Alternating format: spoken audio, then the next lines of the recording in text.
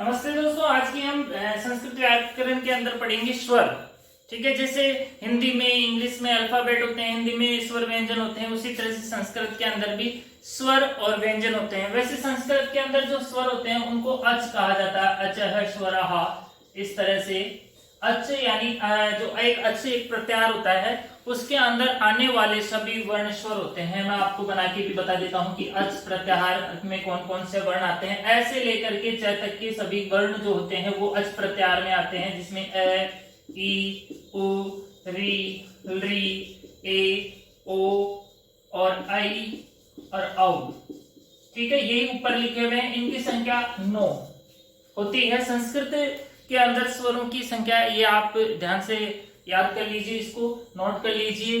स्वरों की संख्या होती है 9।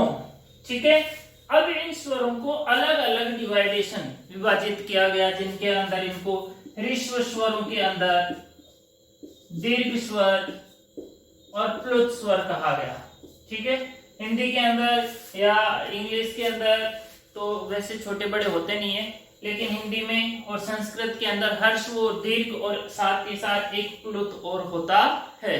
ठीक है, ह्रस्व जिसे हम अपनी भाषा में कहते हैं छोटा, दीर्घ को कहेंगे हम बड़ा, और प्लुत को हम कह सकते हैं बड़े से बड़ा, है ना। बाप को ही बाप चाहिए तो बड़ा को बड़ा मतलब और बड़ा, इससे बड़े से और बड़ा, जिसमें और ज्यादा जोर लगाकर बोलना पड़ता हो, वो होता है प्लुत। ठीक है, तो स्वरों को 3 तरह से डिवाइडेशन किया गया, एक ह्रस्व, 2 दीर्घ और तीसरा प्लुत।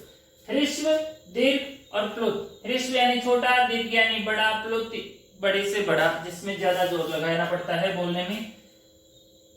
ह्रस्व, दीर्घ और प्लुत स्वरों की 3 संज्ञा होती है, ह्रस्व, दीर्घ और प्लुत। और जो ह्रस्व, दीर्घ और प्लुत जो संज्ञा करता है वो सूत्र है उकालो अज ह्रस्व दीर्घ और प्लुत है। ये सूत्र है जिससे संस्कृत के अंदर आने वाले स्वरों की संज्ञा होती है ह्रस्व और दीर्घ और प्लुत। ठीक है, अब पढ़ लेते हैं हम ह्रस्व स्वरों में कौन से आते हैं, दीर्घ स्वरों में कौन से आते हैं और प्लुत स्वरों में कौन कौन से स्वर यहाँ पर आते हैं। देखो, ह्रस्व स्वरों के अंदर जब हम पढ़ते हैं तो इसमें अ, ई, उ, री, री, ये इस तरह से केवल 5 स्वर जो होते हैं वो ह्रस्व स्वर होते हैं और इनको एक मात्रिक कहा जाता है। ठीक है, एक मात्रा। जब हम छंदों में मात्राओं की गणना करते हैं तो इसमें ह्रस्व स्वर की एक मात्रा गिनते हैं। ठीक है, जो इनमें से यहां तक के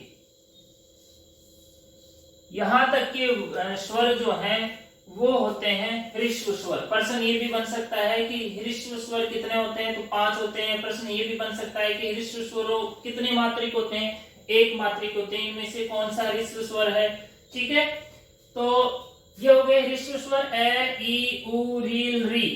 री भी संस्कृत के अंदर एक स्वर होता है, इसे ध्यान से समझना है। कई बार इसमें हम गलती कर देते हैं, ली को हम स्वर मानते नहीं, लेकिन ये संस्कृत के अंदर स्वर होता है। दीर्घ स्वर के अंदर जो इधर जो छोटे हैं उनके ही यहाँ पे बड़े प्रतिरूप इधर हो जाएगा। री जो होता है उसका दीर्घ होता नहीं है। ठीक है, यहाँ पे क्रॉस लगा हुआ है। री जो होता है ना, इसको हम यहाँ पे कह सकते हैं कि दीर्घ अभाव, इसके अंदर बड़ा होता नहीं, ये छोटा होता है, छोटे से सीधा प्लुत, बड़े से बड़ा होता है, बड़ा नहीं होता है। ठीक है, इसके अंदर हम ए को जैसे आ कहेंगे, ई को बड़ी ई, उ को उ, री को री होता नहीं, ए, ओ, आई, औ। ये 4 इसमें नए आए हैं, री हट गया है। 4 ये पुराने जो ए, ई, उ, री, इनके यहाँ पे दीर्घ रूप हो गए, और ए, ओ, आई, औ इनको मिलाकर के दीर्घ स्वरों की संख्या यहाँ पर हो जाती है 1, 2, 3, 4, 5, 6, 7 और 8। और जो इनमें मात्रा होती है वो मात्रा होती है द्विमात्रिक, मतलब 2 मात्रा। वे छंदों के अंदर जब हम इनको गिनते हैं, दीर्घ स्वरों की 2 मात्रा गिनते हैं। ठीक है, अब यहाँ पे ध्यान देने वाली बात है, कई बार हम क्या करते हैं, इसको हम जैसे यहाँ पे ए, ओ, आई और औ ऐसा होता है, तो इसको हम कई बार छोटा ए बोलते हैं, बड़ा ए, छोटा ओ, बड़ा ओ। जबकि ऐसा होता नहीं है, ये छोटे होते नहीं है भाई साहब, इनके तो सब बड़े बड़े हैं, ये सब बड़े हैं, दीर्घ जिन्हें हम कहेंगे अपनी भाषा में दीर्घ, ये सब बड़े हैं, छोटे नहीं है। ठीक है, तो ये 8 हो गए, ह्रस्व स्वरों की संख्या 5, दीर्घ स्वरों की संख्या 8, जिनमें 4 तो इनके ही हो गए, जो ह्रस्व स्वर थे उन्हीं के बड़े दीर्घ रूप हो गए यहाँ पे 4, और ए, ओ, आई और औ। अब चलते हैं प्लुत स्वर। ठीक है, प्लुत स्वरों की जो मात्रा होती है त्रिमात्रिक होती है, जैसे ओम, यहाँ पे लिखते हैं ना अपन ओ, और ऐसे ओम। तो ये ओ जो है, ओ के बाद में ऐसा निशान लिखा हुआ है 3 का, 3 यानी 3 मात्रा, तो ये जो ओ है वो हो गया त्रिमात्रिक। ये क्या हो गया? त्रिमात्रिक। त्रिमात्रिक हो गया, इसको हम कहेंगे प्लुत। ठीक है, इसे हम कहते हैं प्लुत स्वर। तो इनके अंदर कौन कौन से आते हैं? देखो, इसमें जो है आ, ई, उ, री, री, ए, आई, ओ और औ। यहाँ पे ध्यान देने वाली बात है, जो री दीर्घ नहीं था वो प्लुत है। ठीक है, बाकी ये सेम है, यही इधर आ जाएंगे, लेकिन यहाँ पर एक और बढ़ गया है, तो यहाँ पे प्लुत स्वरों की संख्या हो गई है 9। ठीक है, और इनको कहते हैं त्रिमात्रिक। ठीक है दोस्तों, तो आज की कक्षा में हम पढ़े संस्कृत के स्वर कितने होते हैं? 9 होते हैं। कितने भाग होते हैं इनको?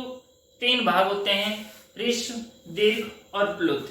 ठीक है, ह्रस्व स्वरों की संख्या 5, दीर्घ स्वरों की संख्या 8 और प्लुत स्वरों की संख्या यहाँ पर 9।